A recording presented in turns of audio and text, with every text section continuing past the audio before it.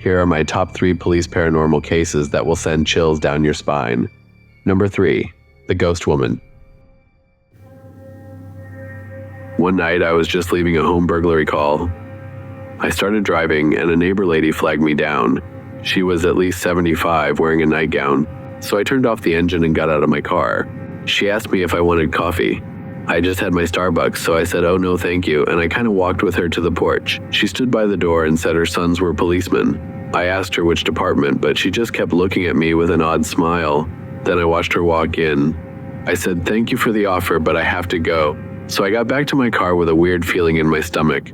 I wanted to look at her one more time, but the door was already closed shut. I drove off, and just a bit later, another guy stopped me and asked, "Did they break into the Freeman house again?"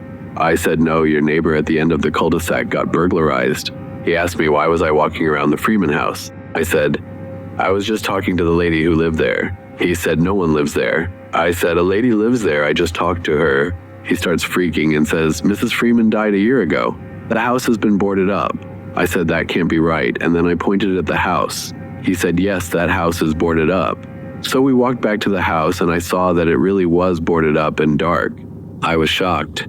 I tried to collect myself and then I asked if he knew anything about her sons. "Yes," the guy said. All 3 of her sons were in the law enforcement. That was the day for me to start believing in paranormal. And I can't get this question out of my head. If I accepted her invite and went in with her for a cup of coffee, would I still be alive today? Or would I be spending the rest of my life in a psychiatric ward somewhere?